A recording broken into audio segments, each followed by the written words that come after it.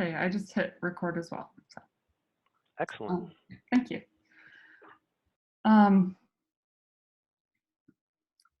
So hi, Jason and I are technical folks, but we're going to take a half step out of our lane today to talk about how some of the technical and project decisions have impacted our larger organization.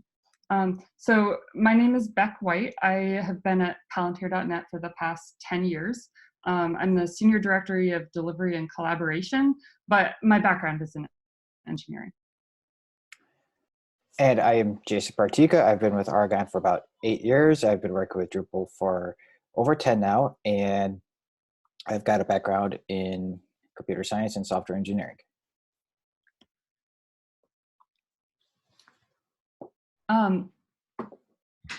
So we've been working with Argonne for the past 4 years to transform the lab's public and internal web presence. And we're going to talk a little bit about these past 4 years today.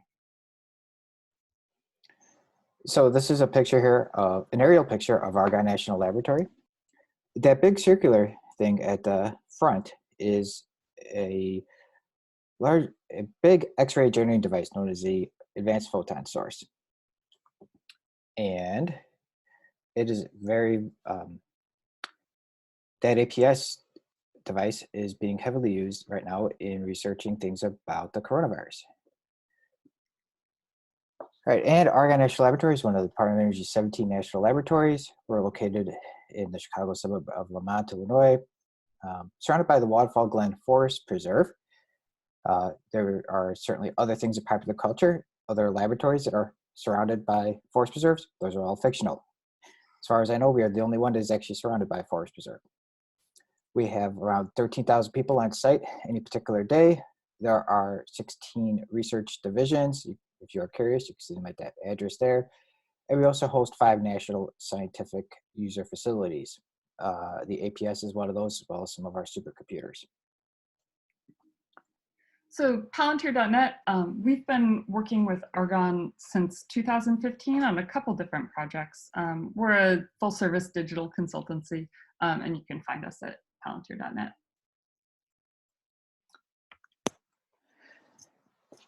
Within Argonne, I work at the division known as BIS, or Business and Information Systems. We manage a whole host of digital services, including communications, which are our Drupal and WordPress platforms, as well as other more traditional business functions such as HR, benefits, training, conference planning, electrical inspections, and as well as document management for policies and procedures, research, and publications. And those are our big compliance activities. But we also have a ton of constraints that we need to deal with here. We have security requirements for how much access. We believe by the principle of the least access necessary to do your job. We have contracting, location, and compliance requirements for all of the software that we use. And we also have extremely large and long application lifetimes. And a lot of these information and services are actually managed by other departments. A lot of times we strictly customize and make sure that these applications are running. So there are some really specific constraints too, like content publishers requiring elevated permissions to publish content, or there are records retention rules around any content published in a broadcast medium like the website. There's also taxonomy that's used across the organization. So it's developed by the library department, but it's used for web content as well. There's privacy stuff because of pulling information from HR systems into Drupal. And then Jason, you mentioned the biggest one is really application lifetime. Like this stuff stays live for 11 or 12 years. Or even longer. We have discovered some applications that were written in about 20 to 25 years ago. So some of the very first web facing applications. All right. So we wanted to talk about some of the services that specifically use Drupal and a little bit of WordPress, though we're moving away from that. Drupal is used for internal and external stuff, primarily public websites and intranet. The content on these sites serves multiple audiences. So we mentioned that there are 13,000 staff, collaborators, and contractors. So the internal audience is a pretty significant part of the communications strategy. So back in March of 2017, we started web development of the web project. Sorry. How do I get the full slide? This project was planned to accomplish every desired feature you could think of. It involved the public website, redesigning it, implementing single sign-on, managing user accounts and permissions outside of Drupal, integrating with the publications management system, integrating with researcher profiles based on internal person data, integrating with internal taxonomy project, replacing a Drupal 6 based intranet, integrating with the ticketing system, integrating with the benefits system, syndicating news and events from the intranet to the public website. So finding the union of that kind of internal and external communication strategy. So this new technology stack, we fully expect it to be in use for the next 5 to 10 years, which thank goodness for semantic versioning in Drupal 8. This development was organized into sprints, but the scope was pretty much laid out at the beginning of the project. Everything was on the table. We launched the site in August 2018. This was 11 months later than the original timeline, and we launched with about 60% of the original scope. So this was just the public site, not the intranet, not the content syndication.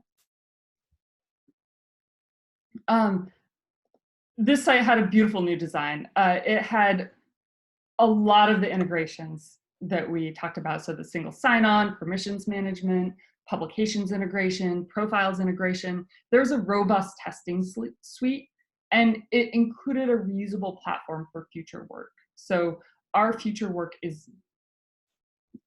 now current work, is based on this platform that was launched. So it was a successful launch. However, as you saw, there were a few challenges. There was a launch cliff. So what the heck happened to the other 40% of the planned functionality? Where did it go? When do we get it? That's all stuff that we need. It wasn't just on the timeline because we liked it. And then we maintained this. We now have a platform that we're moving forward with. So the next challenge was daily complexity for content managers and end users. This isn't something that we added with the public site, with that site launch. This is something that was just ever present. But we did launch without the intranet, and content managers were adding news and events in 2 separate locations for internal and external audiences. Bunch of digital services are still there. There are a broad set of needs, so those broad set of digital services are going to be there. And we got user feedback like, oh, congratulations on the launch, but I'm really frustrated. I'm frustrated with when it launched. I'm frustrated with the content model. I don't see what I hoped I would see there. Or I'm still using the old intranet and it's really annoying. And finally, our third challenge, extended timeline and reduced scope. We planned a 6-month project and we got a 17-month project, and the original feature set didn't survive. We had to pivot from our original goals. So our latest project, we launched the intranet site. We started in last May, and we finished in last December. So we had planned it to launch in October. So we planned a 6-month project. We completed it in 8 months. We got 95% of our original feature set. And we've really focused on reducing complexity for users. And at the end of it, we literally got tickets in the ticketing system that said, this is awesome. Like, they didn't have a bug to submit, they just wanted to reach out and say they were happy. So that was very exciting for us. How did we do it? What did we change? We had built a well-tested web platform. So we really laid the foundation for this in the first project. The first project took longer, but it included testing and reusable integrations that provided the basis for this next project. And we also created feedback cycles and transparency that allowed us to hit the target with the features that we developed. So I want to hand it off to Jason to talk about how building the platform really transformed the way we work with the web at Argonne. All right, I'm going to take over the screen here, so just give me a second.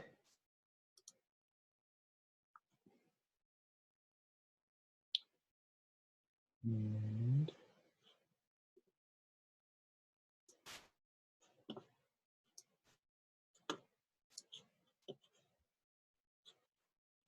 all right, so everybody can see my screen now? Yes. All right, great. So how building a platform transformed the web and how we develop on it at Argonne National Laboratory. So one of the things that was discovered and determined to be a priority early on in the project was to improve and really implement a CI/CD testing capability.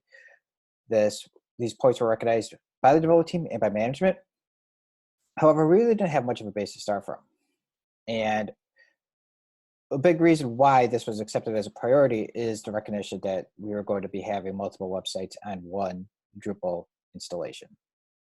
And so this would allow us to create this complex and highly integrated solution that we're spending a lot of time and effort and budget on. So a quick segue here for a definition of CI/CD in case if these terms are new to you. And I'll read the first bullet point because I think it's kind of the most interesting part here about continuous integration. It is the practice of merging all developers' working copies to a shared mainline several times a day. And continuous delivery is about creating short cycles and delivering on those short cycles. So we are now at a point where we are effectively having one release with every sprint.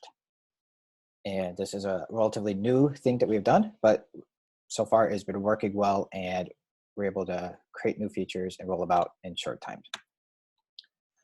So something here about CI/CD. This is something that is brand new to Argonne's, to our IT department, or BIS.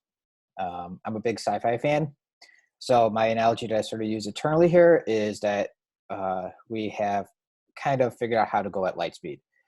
And these tools here that I've listed, Circle CI, GitLab, or GitLab has its own CI solution called GitLab CI, Travis CI, even Jenkins are part of any of these tools here that will allow you to do that.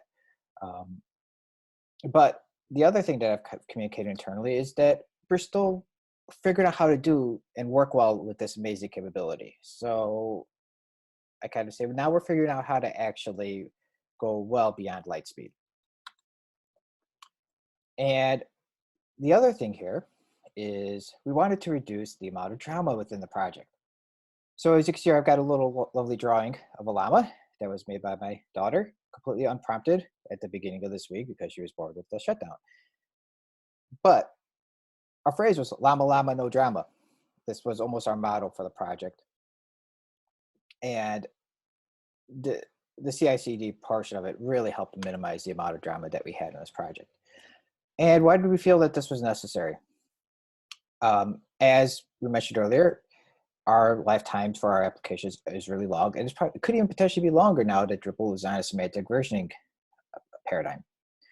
We just turned off CVS a couple of weeks ago. A couple of years ago, and that took us a long time to do that, even though people really wanted to get off of it. Our document management system, which hosts our policies and procedures and other compliance requirements that's been around for over 11 years now. The next big reason is that developers come and go, especially when you bring on other people from within BIS. Not a lot of them know a lot about Drupal. Some developers have, been coding since the 80s. And some are also used to business requirements. They're much more concrete. Think about things like accounting or HR, where the workflow is very prescribed, very laid out, and not as apt to change as it is in a marketing or public relations context. And finally, we're also a slower moving environment. As we mentioned earlier, we have a lot of regulations and policies and procedures that we need to adhere to. Our authorization and authentication requirements are our policies. We didn't implement these just because we wanted it to be difficult. They are things that we are mandated to do, as well as retention of requirements. Are the websites considered a broadcast medium? There are certain retention requirements that go around with the content that gets posted there. All right, so where did we start from? Well, we started from almost zero. We were running Jenkins internally in a sort of a shadow IT way. And by that, I mean, our development team was responsible for maintaining our Jenkins instance. We had to update the jars when necessary. We had to apply the OS patches when necessary. And that was a huge drain on our time and resources, and we could never really develop that solution. Now, this was prior to the start of this project. This is what we were using before, but it made it very, very difficult to really use it. We never used it much beyond a super cron or a script runner capability. We would deploy code straight from Subversion out to the server, apply some updates, but that would be it. And then also running DrupalCon on a regular basis. We didn't really have much in the way of automated tests. We had no way to know whether or not the deployment would work before actually putting it onto production. And then the other really critical thing is that these build scripts were disconnected from Subversion. We never kept track of them within Subversion. We kept track of it within Jenkins. And so that was a big pain point. We had to make sure we constantly updated that. And we really did get a big assist from Palantir. They helped us kickstart this delivery process. We moved it into Git. We were able to leverage all of the hooks and tools that Git and GitLab allow you to build from. We established a build process, and also we established a real but limited testing framework. All of these are new capabilities.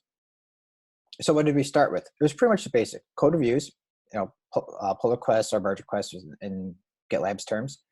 Does the site install? It's a very, very basic behead testing like our custom content types and some other stuff. But now, what do we have now? So as we alluded to earlier, we were talking about a public website and an internal website. We also added our guest house website onto this platform. So we've got 3 websites, 1 code base, and they really all have completely different business cases. We have a highly customized public website, highly customized internal site, and what is sort of effectively a brochureware site. Our behat tests have grown across all 3 sites. There's 550 scenarios. We're approaching 8,000 testing steps. And we're also testing clean installs and production updates. So when we test production updates, we're grabbing the database from production, bringing it down to within the containers and are running our test scripts and making sure we can apply the update scripts. And we're able to apply the exact same update scripts that are running on production because it's all kept track of within Git. Now, this is a really, really awesome part here. Our first major win had to do with this security update that happened about a year ago now, and it had to do with the meta tag module. We ended up inadvertently using a bug as a feature. And when we applied the update, it broke. But we were able to fix it within a couple of hours. Now, the really, really interesting thing, though, about why this was a huge win for us is that, as you may recall, at the end of 2018, Google was prohibiting its end users from using a self-hosted Google search appliance after the end of the year. So because of the delays in the www phase, we were then scrambling to get a replacement. we ended up using Coveo, but that's sort of besides the point here. The point is that we were using the meta tag module to provide some extra context about the type of searching that we wanted to provide. And since we ended up inadvertently using a bug as a feature, it would have then broken if we applied this update without the test. And all of a sudden, the search engine that we just rolled out, this brand new one, and we're advertising all of these big major improvements, would stop having relevant content for the people who are trying to search. So we caught this before it became an issue, and we were able to know exactly what the issue was, and we fixed it within a couple of hours, and we were back on our way. So what did this buy us? It bought us a huge, huge amount of confidence. Everybody on the team is now recognizing testing is important. Management is recognizing that it's important.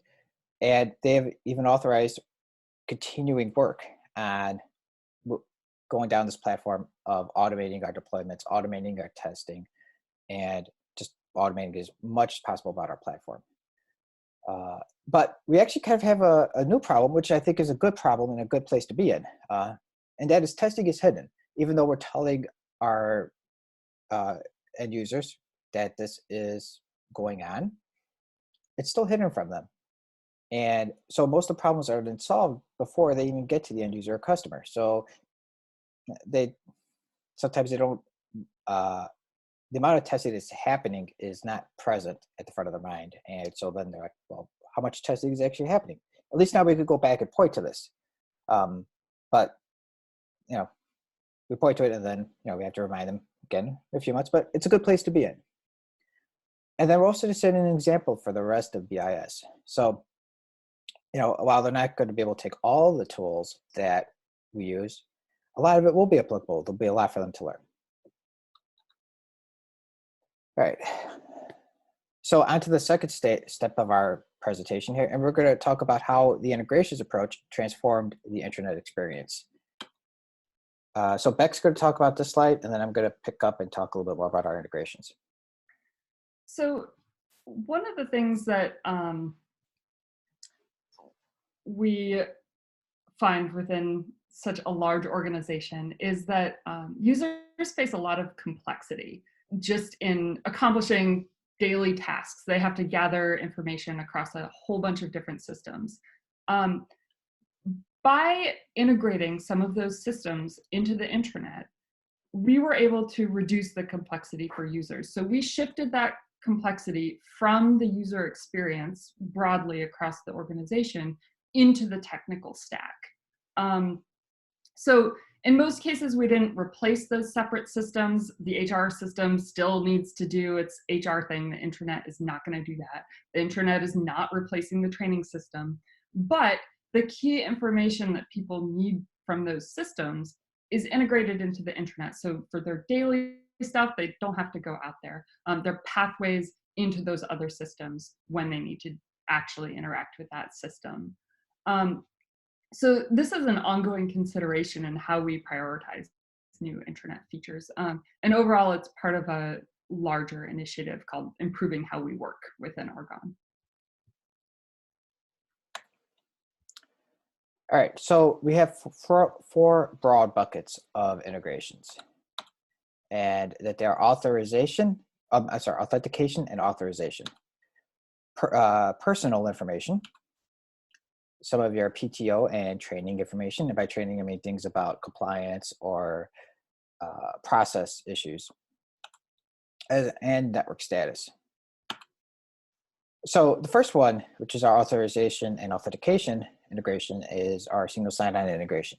And this is just simply more about who you are and are you authorized to actually get onto this platform. This is our focal point for personalization. This is how we get all of the information to tell our sites who you are. And we take that information that is given to us by our authorization and authentication integration, and we use that to retrieve a lot of your personal information from our HR system. We are actually using the migrate module to do this on a recurring basis, not a web service call. And a big reason for that is because this data is so big throughout the site that we didn't want to introduce that network dependency. We wanted to have it cached within Drupal. This also provides metadata to our search provider via those meta tags that I talked about earlier. And this also helps provide some basic data for researchers to help with their own editable profiles. So not every researcher has gone and actually provided a profile, but if you're curious, there is the URL right on our website where you can see a good number of researchers have used that as their basis for their profiles. The next integration, and this is one of those things that Beck was talking about how we are trying to pull information from a lot of other systems and put them into my Argonne to make it be your focal point, is about PTO and training. So we have put the most commonly used information into one place. Once again, we're not replacing the HR system. We are just elevating that information that you need on a daily basis. And the things that a lot of people are asking for is how much vacation time do I have? What is my sick leave balance? What's the next training that I need to do? It's a big compliance thing. If an employee falls out of compliance with training requirements, that puts us out of compliance. And also a critical thing is about network status. So since a lot of people are telecommuting right now, even a lot of Argonne, some of our services are actually only available on our VPN or via Citrix or whatever. So, but a regular end user is not necessarily going to know that. So we're able to determine how you're actually connecting to our websites via this integration, and we can help customize information to provide a better user experience. And Beck is now going to talk about how Agile transformed the way we work. And I'm going to steal the screen back from you, if that's okay. Perfectly fine. Cool.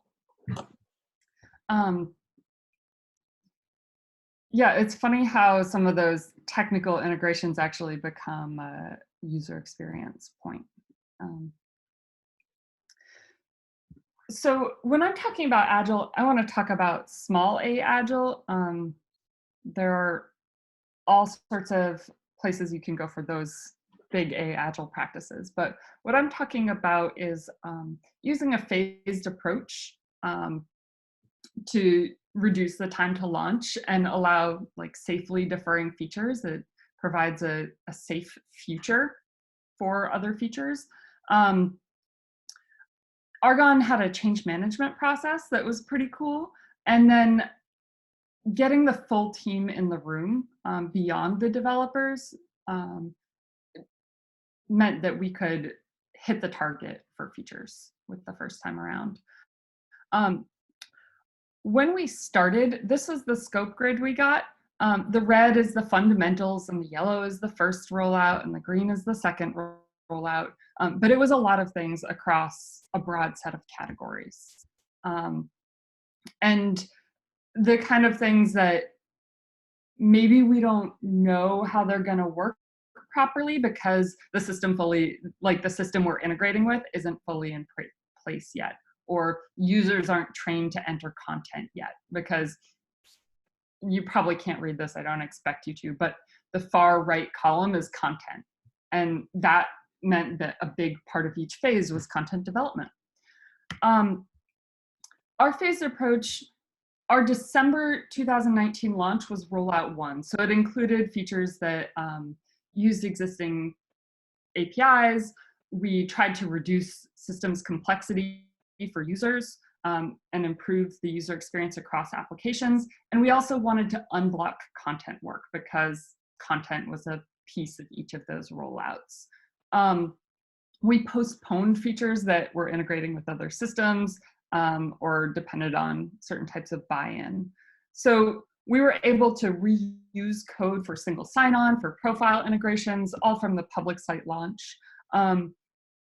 There were a couple internal APIs that we integrated with, but any changes to those APIs were limited to adding a few data points. So if a whole new data source was required within the API.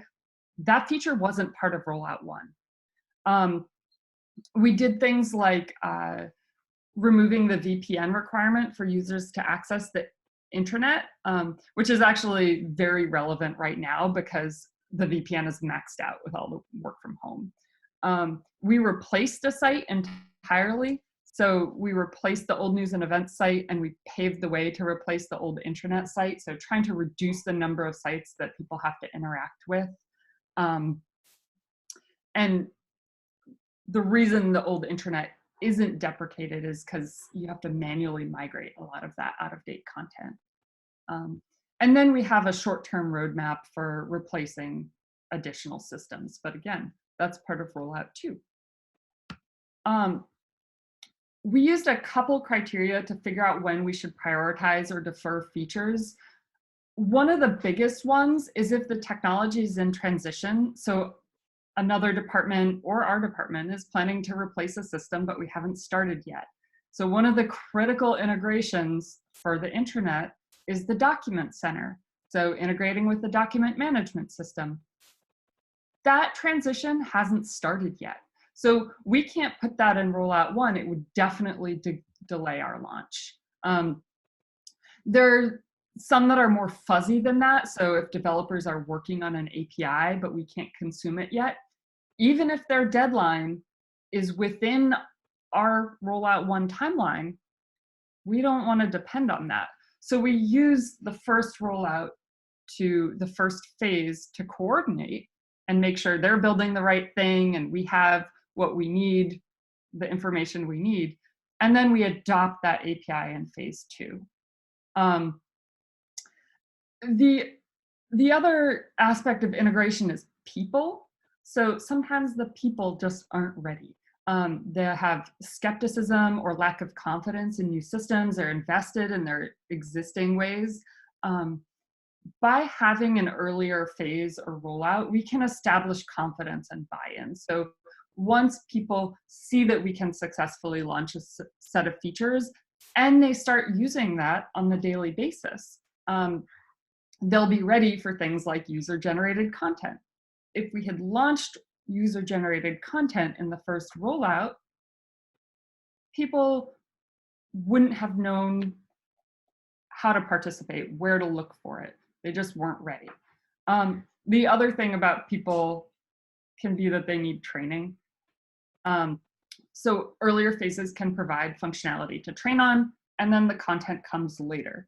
So in Rollout 1, we provided a lot of content tools, but we didn't have some of those content milestones actually in there because that depends on getting more editors in to do it. So that content actually comes a phase later than providing that functionality.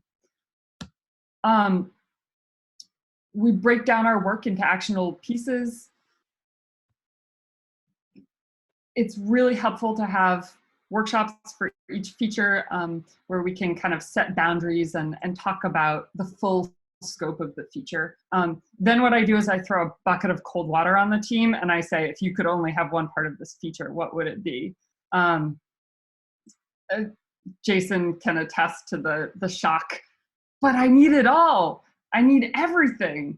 The thing is, if we identify the smallest possible number of stories, the smallest piece, the minimum viable product, it gives us a lot more flexibility to determine priorities. So the ideal case is that our MVP is smaller than our timeline, so that we have some room to add in the things that become important as we see that feature set evolve. I mentioned change management. So there's actually a point person within the Argonne organization, Angela Kenyatta, who coordinated communication with end users and stakeholders. She organized town halls to communicate with them, and it really helped people understand what was coming and when it was coming, which smoothed adoption. It wasn't a surprise. It wasn't thrown over the fence at people. So finally, having the full team in the room when we're making decisions was incredibly helpful in having enough information. So the full team for us means the product owner, the designer, the developers, and the content manager. When we work as peers to understand the system from end to end, to understand both the technical constraints and the content needs, we can describe the feature correctly the first time. We get our feedback as early as possible. So we don't just get feedback after launch. We get feedback after each sprint. We get feedback even earlier during definition. And for me, the content manager is really a critical piece of that because they know how the site will be used. They're the most thorough, informed, and empowered users of your system. So they're going to tell you what they need to say to their audience, what type of content they need to enter. And if your site doesn't support that, now you have the chance to fix it. So if you're asking us how to do this, which you might be curious since you're here, we wanted to pull out a couple tips. Adding a test suite from the beginning, that lets us carry it all the way through. It keeps us stable for years. Using reusable code allows us to do the same complex integrations over and over. Our profile integration, implementing that on the intranet after we had already done it for the public site, was a snap. By building and consuming internal APIs, we can integrate those systems. We can surface the information where it is most useful to users. We planned work in phases, which means that future phases, we know they're on the timeline. We can move work into them with confidence because we know it's going to happen, but we can also adjust as the information adjusts. So we don't have to pivot our whole project. We can shift the phases as we get new information. And then we get feedback and visibility early and often. We make sure that that our project is in front of people and that people who are using the project are having direct input into what's going on. So couple hints that you're doing it right. Your applications have a long life cycle and you have automated testing. Make sure your tests sometimes fail, because if they're not failing, you're not getting useful information out of them. They might not even be running if they're not failing, who knows? If you write a custom module to integrate with an internal system, hopefully you're using it more than once. It definitely makes sense to write custom code to integrate with an internal system if you're using it once. But if you're using it more than once, you're really leveraging that investment. When your project has extensive dependencies on other software and other teams, you have to be able to move forward if those things aren't moving forward. So we look at what's the most impactful thing that's unblocked right now. So you want to see critical features that your product owners are really chasing after. You want to see them in phase 2 if they have a different timeline than your project. You want to see big goals spaced out along your timeline. And this is a favorite one for me. You should have a content manager involved in your feature definition and sprint reviews. And your product owner and developers should be referring to that person as your local expert. You should be getting feedback on your work every single sprint, and some of it should be critical. The earlier you get that critical feedback, the earlier you can address it. You're not going to get everything right in the first sprint. You're going to have to come back and revise. And it's a lot easier to come back and revise before launch than after launch when you're getting bombarded in your ticketing system. And finally, if your technical leadership is talking about automation, they should also be funding it. So they should know what it brings to your organization, and they should acknowledge that with dollars.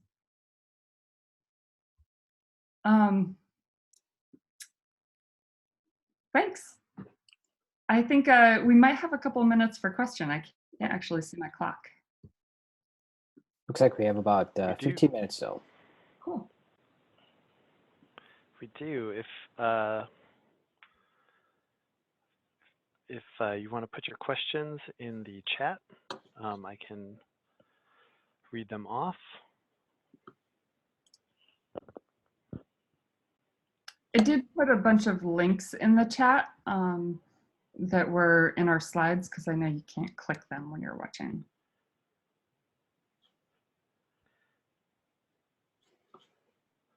Another thing too is that if you visit the session page, you definitely want to rate this session, but great, we have a question from Rod. Where there are a lot of custom modules to connect, were there a lot of custom modules to connect to the internal APIs of other systems? So yes, there were.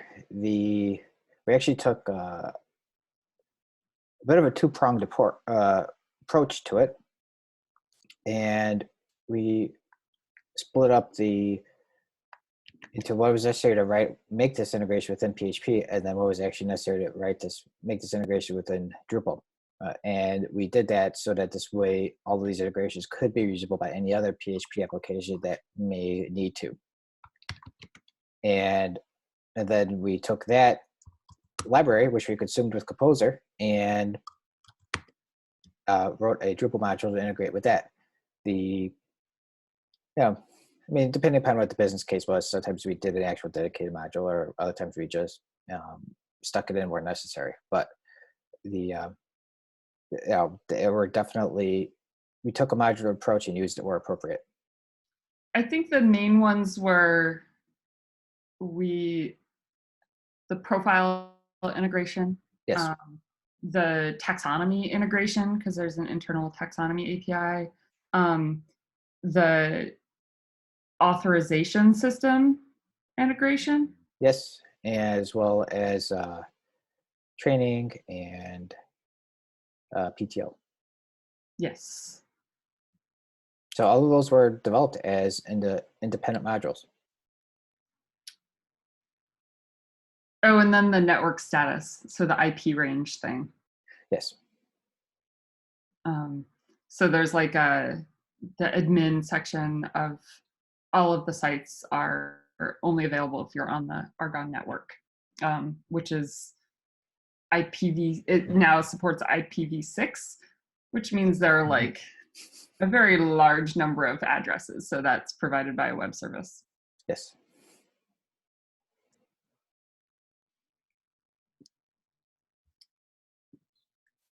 Did we consider using render cache for profile information instead of importing it via migrate? Or were there challenges worth mentioning?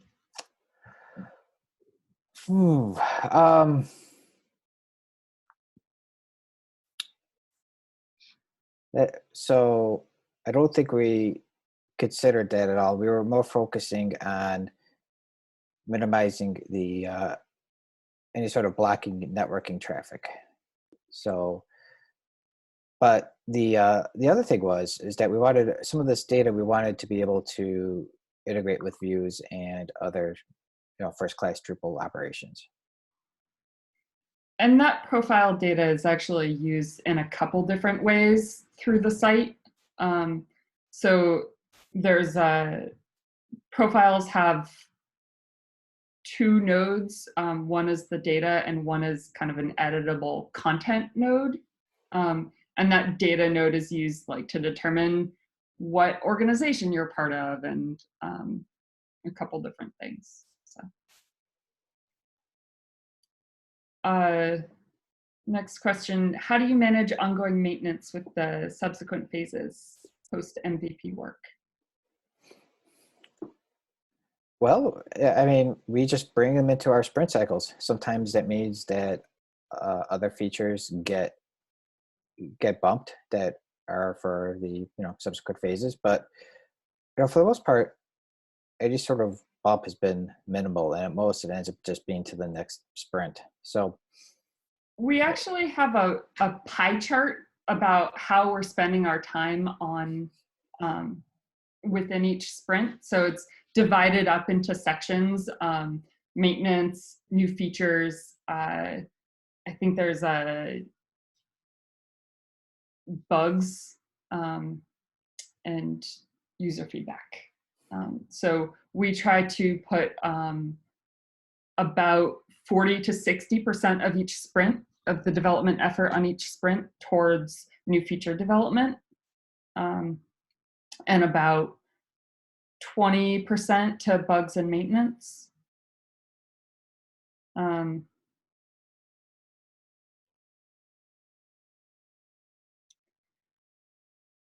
Was there an example of when automation seemed like a good idea at first, but was then judged too expensive, too inflexible, or otherwise undesirable? How do you make those decisions and frame those conversations? Ooh, so really the basis is what can we do with our current technology?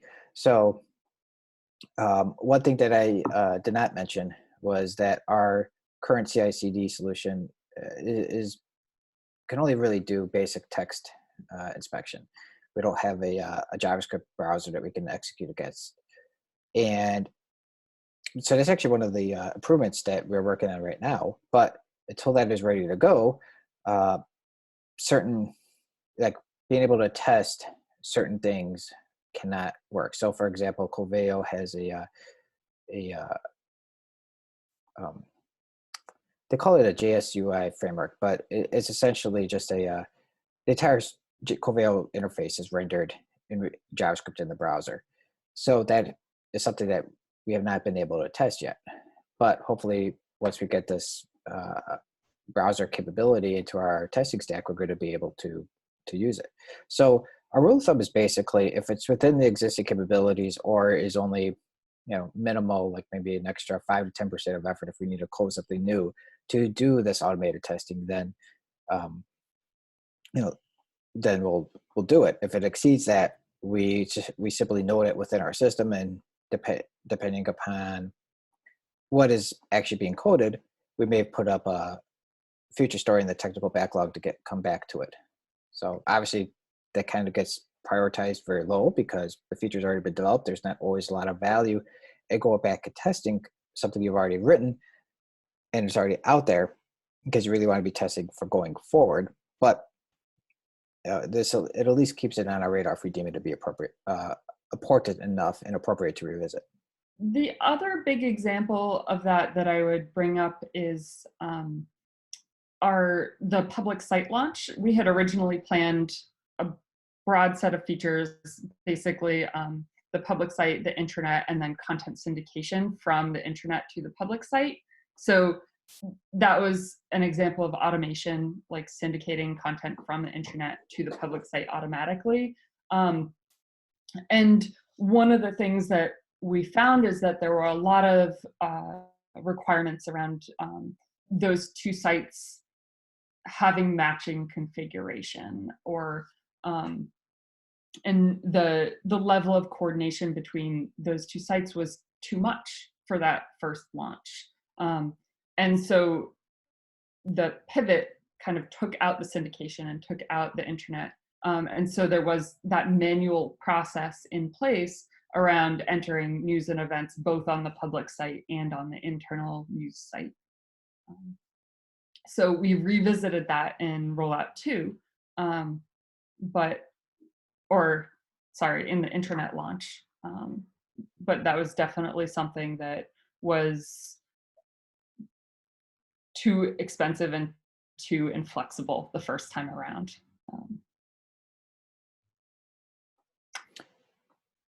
So from Chris here, Behat versus Drupal's test mechanism. I know you could do JS testing with Drupal. Reasons you picked one versus the other. So we already had a little bit of familiarity with Behat internally. It was very passive and very basic. But when we originally started this project, we didn't have any CICD testing capability. And for a whole slew of technical and project reasons, it just wasn't going to happen in any sort of reasonable amount of time. So we kind of basically put JavaScript testing to the side, and Behat provided us with all the capability to test the DOM and interact with a very, very basic text-based browser. And it really has bought us a lot. So that was big reason why we started with that.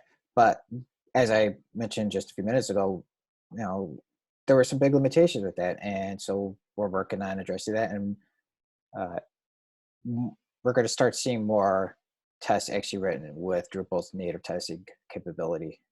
So for the entire life of these sites, I don't think we're ever going to move away from Behat.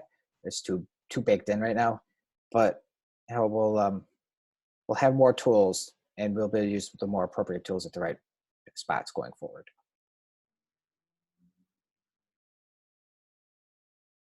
Yes, exactly.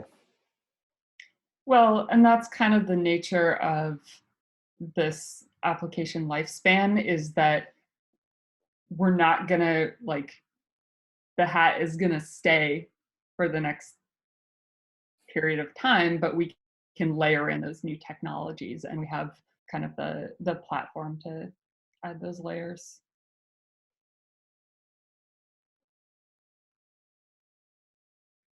Any other questions? Okay.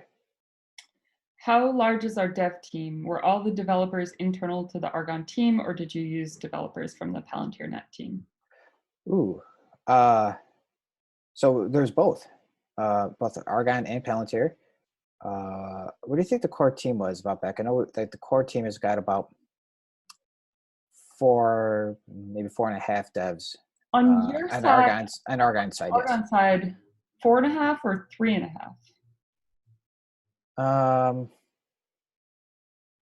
Yeah, more like 3.5. I'm So being 3 or 4. And then on the Palantir side, when we're involved in particular phases, and I think we had 3 developers involved over the summer, like during the height of the intranet development, and right now we have 2 half-time developers. And then we also brought in other resources within BIS to code those integrations. So a lot of these integrations were brand new, and so these other developers had to expose endpoints for us to integrate with. So your minimal, like the bare bones development team is 3 developers at Argonne who are also working on other projects, and the maximum goes up to like 4.5 Argonne developers plus like 3 full-time Palantir developers. So we definitely scale depending on the phase.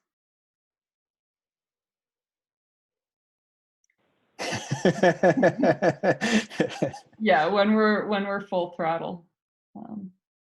Although we've been figuring out how to kind of focus our throttle a little bit since we launched the Rollout 1 and we went right into Rollout 2 of the Intranet. So we just continued development. We didn't stop for that launch at all. Did we use Acquia Cloud Site Factory and Acquia Content Hub? We do not use Site Factory. We are running multi-sites on Acquia. And we did use Content Hub. We tried to use Content Hub in the first phase, and as I mentioned, it got cut and deferred. We implemented Content Hub for the second phase, but the rollout didn't complete with the rest of the feature. So that's the 5% of the feature that that didn't make it. as part of our latest launch. But Content Hub is implemented and kind of mid deployment. And no, yeah, as Beck said, we're not using Site Factory, but the sort of one of the critical things that you need for Site Factory about not having site-specific modules, or at least not modules within your site structure, or we decided to stick with that as sort of a technical principle. So the it's made management of the sites a little bit easier, perhaps, but other than that, we evaluated it, but we're not using it. I mean, there's enough customization for each of the sites that, like developer side customization, that it's not just clicking a button and spinning up a new site and adding content. There's feature development around each of these separate multi-sites. Great. Looks like we're at time. I'm going to go ahead and stop the recording, but before I do that, great session and thanks so much. Thank you.